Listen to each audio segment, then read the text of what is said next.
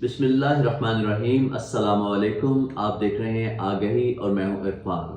بہت برے حالات ہیں، جب سے ہم نے ہوش سنبھالا ہے کبھی اس طرح کے حالات پاکستان میں نہیں دیکھے، اور مزید یہ کہ دن بدن بگڑتے جا رہے ہیں، بہتری نہیں آ رہی۔ لوئر مڈل کلاس اور مڈل کلاس تو کیا، اب تو اپر کلاس بھی پریشان ہے کہ بنے گا کیا۔ مہنگائی ہے کہ ایکسپوننشل سپیڈ سے بڑھتی جا رہی ہے، صبح قیمتیں کچھ ہوتی ہیں اور شام کو کچھ۔ انتہائی قسم پرسی کی صورتحال ہے، انتہائی انسرٹنٹی ہے، ہر شخص پریشان ہے، ہر شخص فکر مند ہے کہ اب کیا ہوگا۔ حکومت اپنا راگ الاپ رہی ہے، اپوزیشن جماعت کی طرف سے بھی بیانات کے علاوہ کچھ نہیں، کوئی عملی اقدامات نہیں۔ میڈیا کی چاندی ہے کہ انہیں موضوع ملا ہوا ہے، دن رات تبصرے، خبریں، تجزیے، بس عوام کو آرے لگایا ہوا ہے۔ شغل میلہ لگا ہوا ہے ان کا، اور کچھ نہیں، کوئی مثبت بات نہیں، کوئی مثبت خبر نہیں، کوئی حوصلہ افزا تبصرہ نہیں، کوئی خوش کن تجزیہ نہیں۔ ایک دھما چوکڑی مچی ہوئی ہے، ایک شور ہے ہر طرف، حکمرانوں کے اللے تللے، میڈیا کے شوشے اور عوام کی چیخیں ہیں۔ کان پڑی آواز سنائی نہیں دیتی، ہر کوئی اپنا اپنا منجن بیچ رہا ہے۔ ایک وقت تھا کہ پاکستان میں 3 قسم کے افراد کو مہنگائی متاثر نہیں کرتی تھی۔ ایک کاروباری حضرات کے پاکستان میں جتنی قیمتیں خرید بڑھتی ہے، اس سے زیادہ یہ قیمتیں فروخت بڑھا دیتے ہیں۔ دوسرے بیرون ملک مقیم حضرات کے ان پر کرنسی کی کمی بیشی اثر نہیں کرتی تھی۔ اور تیسرے وہ جو آن لائن غیر ملکی کرنسی میں کماتے ہیں، ان پر بھی مہنگائی کا کوئی بہت زیادہ اثر نہیں ہوتا تھا، لیکن اب حکمرانوں کی غلط پالیسیوں سے ایسی صورتحال پیدا ہو گئی ہے کہ سبھی رو رہے ہیں، سبھی پریشان ہیں۔ اب سوال یہ پیدا ہوتا ہے کہ عام آدمی کیا کرے، کہاں جائے۔ سیاستدانوں سے اور میڈیا سے تو کچھ بھی امید نہیں، جو چند ایک اچھے ہیں وہ بھی آپ کو پتہ ہے کہ اس نظام کے تحت کچھ بھی کرنے سے قاصر ہیں۔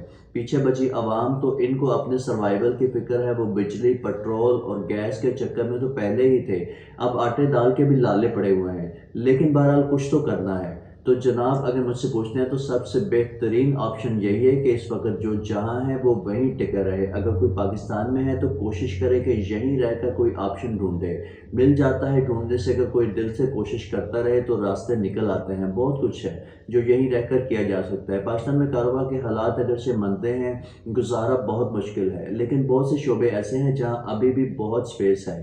بندہ کرنے والا ہونا چاہیے، بہت راستے ہیں، تلاش کرنے والا ہونا چاہیے۔ چلیں آپ خود ہی بتائیں کہ اگر گھر میں اندھیرا ہو جائے تو کیا کرنا چاہیے؟ کیا گھر چھوڑ کر بھاگ جانا چاہیے؟ جی نہیں، گھر میں روشنی کا بندوبست کرنا چاہیے۔ غالباً احمد فراز کا شعر ہے کہ شکوہ ظلمت شب سے تو کہیں بہتر تھا، اپنے حصے کی کوئی شمع جلاتے جاتے۔ گھر موجود ہے، کینڈل موجود ہے، ماچس بھی موجود ہے، مسئلہ صرف یہ ہے کہ اندھیرا ہے، ماچس ڈھونڈنی ہے اور شمع روشن کرنی ہے۔ اتنا تو کرنا ہی پڑے گا نا، ہمیں ہی کرنا ہے۔ ہم نہیں کریں گے تو کون کرے گا؟ کیا کوئی امریکہ سے آئے گا یا بھارت سے آئے گا؟ بالکل بھی نہیں، ہمیں خود ہی کرنا ہے اور ہم ہی کریں گے انشاءاللہ۔ امریکی اپنے ملک کے لیے بہت کچھ کر رہے ہیں، بھارتی بھی اپنی دھرتی ماتا کے لیے بہت اچھا کر رہے ہیں، اس میں کوئی شک نہیں۔ ہمارے بھی یہ جنم بھومی تو ہے نا، تو پہلی کوشش یہی کریں کہ یہاں ہی رہ کر کوئی راہ تلاش کریں۔ بہت سے راستے موجود ہیں، جو طالب علم ہیں وہ دل لگا کر اپنی تعلیم مکمل کرنے کی طرف توجہ دیں۔ پاکستان میں اچھے ڈاکٹرز، انجینئرز اور اساتذہ کرام کی بہت شارٹیج ہے۔ جو اسکل ورکرز ہیں وہ اپنے کام میں مہارت پیدا کریں۔ ڈاکٹرز، انجینئرز اور اساتذہ کے بعد سب سے زیادہ اہمیت اسکلڈ ورکرز کی ہے۔ اگر آج ان کی قدر کچھ کم ہے تو وقت دور نہیں جب پاکستان میں ان کی قدر دوسرے پڑھے لکھے افراد کے مقابلے میں کسی طور بھی کم نہیں ہوگی۔ یہ بات آپ لکھ لیں۔ جو آن لائن کام کرنا جانتے ہیں وہ اس میں مزید مہارت پیدا کریں، اس سے زیادہ مزیدار کام تو یقین کریں کوئی بھی نہیں۔ آپ جہاں مرضی ہیں، موبائل تو سب کے پاس ہوتا ہے، ایک لیپ ٹاپ پکڑ لیں اور جہاں مرضی بیٹھ جائیں، رزق خود چل کر آپ کے پاس آئے گا۔ اور پاکستان میں تو آن لائن کام کرنے کا مزہ اس لیے بھی زیادہ ہے کہ آمدن ڈالرز میں ہے اور اخراجات روپے میں، یعنی اگر آپ ایک کماتے ہو تو آپ کو اس کے 250 سے زیادہ ملتے ہیں۔ پاکستان میں بہت مہنگائی ہے، لیکن ابھی بھی باہر کے ملکوں کے مقابلے میں بہت کم ہے۔ ڈالرز کمائیں اور روپے میں خرچ کریں۔ جو حضرات کاروبار کر رہے ہیں وہ جاری رکھیں، پہلے والے نہ تو حالات ہیں نہ ہی پہلے والے مزے ہیں، سب کچھ بدل چکا ہے۔ اسی طرح آپشنز بھی بدل گئے ہیں، بہت سے نئے آپشن آ چکے ہیں۔ اپنے کاروبار کو ڈیجیٹلائز کر لیں، اسے آن لائن لے آئیں، یقین کریں فرق محسوس کریں گے۔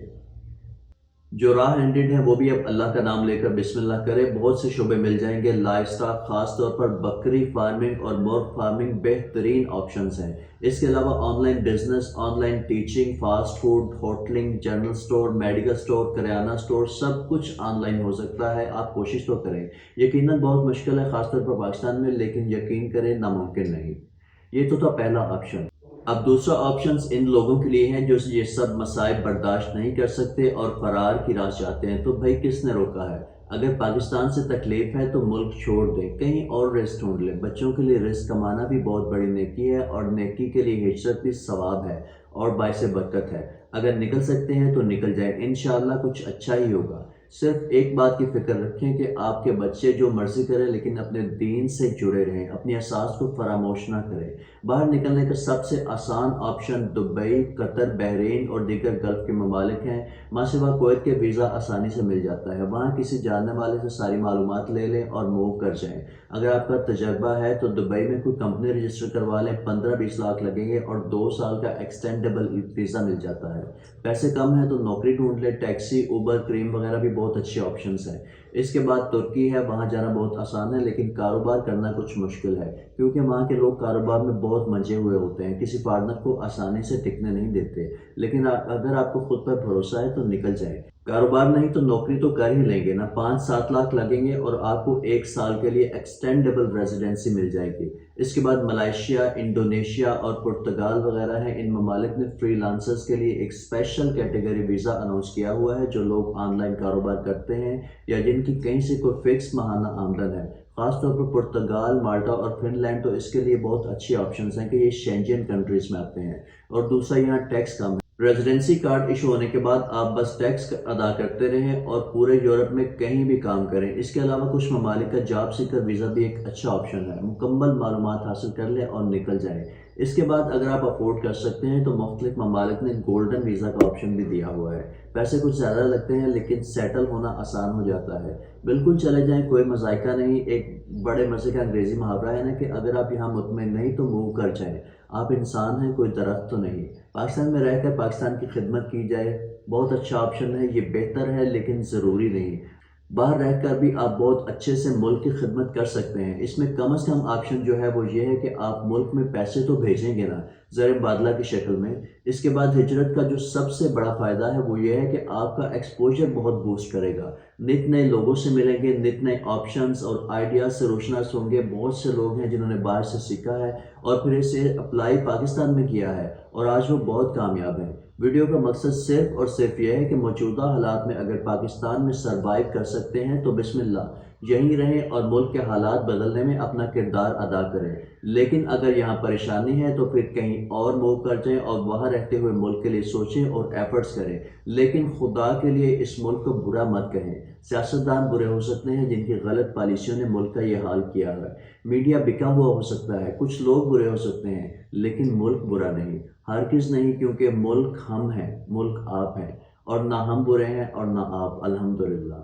اور انشاءاللہ وہ وقت دور نہیں جب پاکستان کی ہاں اور نہ میں اقوام عالم کے فیصلے ہوا کریں گے انشاءاللہ. پاکستان کی ہاں اور نہ میں اقوام عالم کے فیصلے ہوا کریں گے انشاءاللہ تعالی. اس بات پر آپ ہنس بھی سکتے ہیں اور مذاق بھی اڑا سکتے ہیں، لیکن مجھے 100% یقین ہے کہ پاکستان کو یوں تنہا نہیں چھوڑا جائے گا. اللہ پاکستان کا حامی و ناصر ہے. اپنا بہت سارا خیال رکھیے گا. فی امان اللہ. آگہی